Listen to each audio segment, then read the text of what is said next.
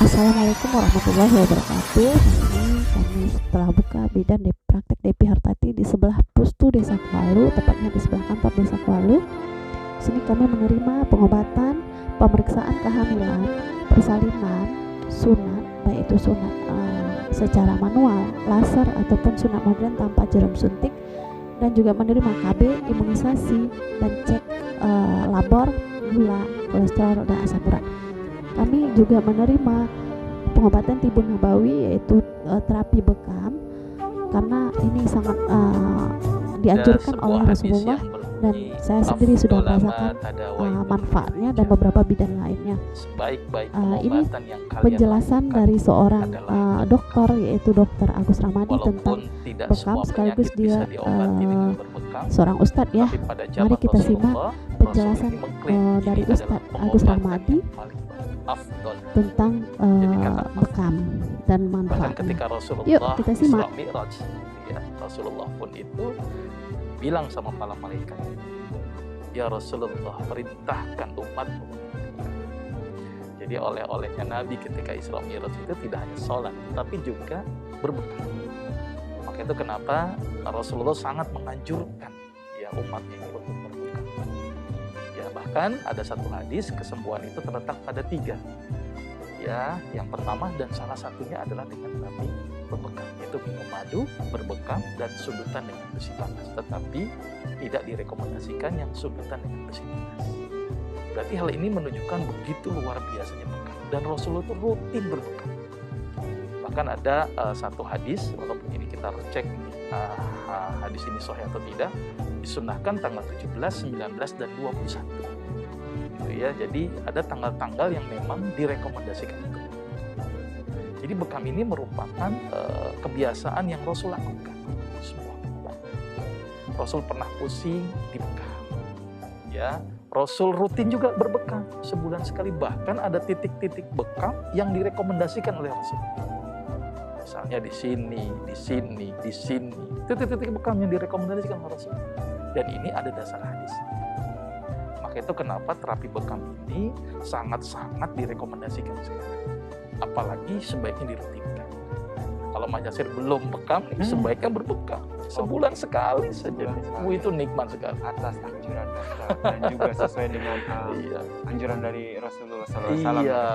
Dan bekam ini pun tadi benar ilmiah, sangat ilmiah sekali. Jadi mungkin saya akan coba terangkan secara perlahan-lahan, mudah-mudahan bisa dipahami oleh masyarakat, bahwa ketika berbekam itu ada aspek-aspek dalam konsep kedokteran modern diteliti. Yang pertama, ada satu penelitian yang cukup menarik bahwa ternyata bekam ini mengeluarkan yang namanya CPS. Apa itu CPS? Causative Pathological Substance, atau substansi yang bisa menyebabkan patologis. Ternyata ketika dibekam, itu yang keluar itu kan, bekam itu di kulit tuh Mas Yasir, di kulit, dia di kop. Maka apa yang terjadi? Terjadi peningkatan laju filtrasi. Ini saya coba terangkan, mudah-mudahan bisa dipahami. Jadi filtrasi itu begini. Jadi kulit itu kan terdiri atas sel. Sel itu kan dikasih makan oleh pembuluh darah melalui kapiler. Kapiler itu pembuluh darah kecil. Sehingga dia akan merembes supaya ngasih makan. Nah, di daerah itu ada satu ruangan namanya interstisia. Ini mungkin masyarakat agak susah nih membayangkannya. Karena sel itu butuh makanan dari kapiler masuk ke interstisial. Nah, ketika di kop, cairan interstisial itu jadi apa ya? Filtrasi di kapiler itu meningkat. Maka itu terjadi telah kumpulan yang disebut dengan cairan interstisial. Kemudian dikeluarkan dengan penusukan. Keluar itu cairan interstisial. Nah, cairan interstisial itu ada makanan, ada sampah, ada nutrisi, ada air.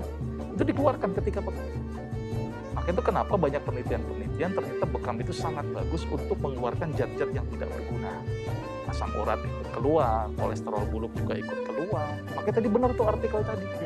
Bisa ngurangi nyeri-nyeri otot gitu kan. Karena mungkin ada beberapa laktat yang bisa dikeluarkan. Maka itu kenapa bekam ini sangat bagus. Bahkan ada lagi penelitian bahwa ternyata bekam mengeluarkan satu zat yang namanya nitrit oxide. Apa itu nitrit oxide? Zat yang bikin pembuluh darah itu nanti melebar. Gitu ya. Jadi bagus sekali untuk apa? Untuk orang-orang yang hipertensi. Nah, ini mekanismenya panjang sekali kalau terangkan secara medis. Ya, jadi bekam itu jadi mengaktifkan nitric oxide, tapi juga bekam juga mengaktifkan endorfin. Apa itu endorfin? Bikin nyaman. Hormon bahagia. Oh, bahagia. Nyaman, gitu ya kan? Baik, kalau pengen bekam atau pengen bahagia, salah satu dengan berbekam. Betul. Endorfinnya teraktivasi dengan rangsang nyeri, endorfinnya juga teraktivasi dari dari bagian kulit yang mengeluarkan zat endorfin juga ketika dirangsang dengan penusukan. Berarti kalau yang galau-galau gitu salah satu cara untuk bahagia tuh bekam gitu Salah bisa ya dok satunya ya? dengan berbekam. Maka itu artikel tadi keren sekali itu. Ya, karena memang apa? Karena penelitiannya cukup banyak. Ya, kebenaran penelitian saya S2 saya juga salah satu yang meneliti tentang bekam. Jadi menarik sekali tentang bekam. Nah, saya meneliti bekam itu salah satunya aspeknya tadi, ya, mengeluarkan zat-zat apa yang tidak berguna di dalam tubuh. Oke, ini menarik sekali nih. Tadi sudah dijelaskan sama dokter bahwa ternyata bekam ini tidak hanya dianjurkan oleh Rasulullah, tapi memang secara keilmuan, secara penelitian itu juga bermanfaat banget nih buat tubuh kita. Hai, Assalamualaikum warahmatullahi wabarakatuh. Pada hari ini kita akan melakukan terapi bekam, terapi tradisional yang berfungsi untuk mengeluarkan toksin atau racun yang berbahaya dari tubuh. Terapi ini saya lakoni karena orang tua saya yang tidak bisa mengkonsumsi obat kimia. Jadi setiap sakit saya melakukan pembekaman. Jadi manfaat bekam ini sangat banyak. Yang pertama bisa meningkatkan sel darah putih, yang mana sel darah putih ini bisa meningkatkan antibodi untuk melawan virus, bakteri, parasit atau zat-zat yang berbahaya yang masuk ke dalam tubuh kita, dan juga dapat mengurangi rasa sakit, peradangan, dan juga bisa membuat kita lebih rileks.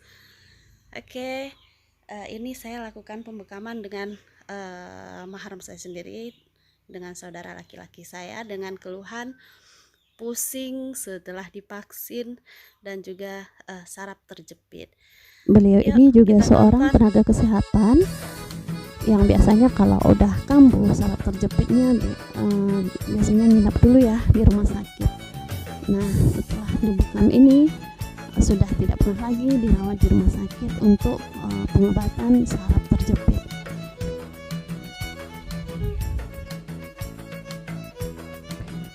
Nah, kalau untuk orang tua itu karena orang tua kemarin mengalami hipertensi, jadi ya saya melakukan terapi bekam ini kepada beliau. Alhamdulillah sekarang tekanan darahnya udah normal kembali, dan saya sendiri dulu pernah mengalami vertigo yang sudah berulang kali berobat juga tidak menemukan hasil yang lebih bagus, sehingga saya memilih alternatif bekam ini untuk pengobatan yang sangat dianjurkan di dalam Islam.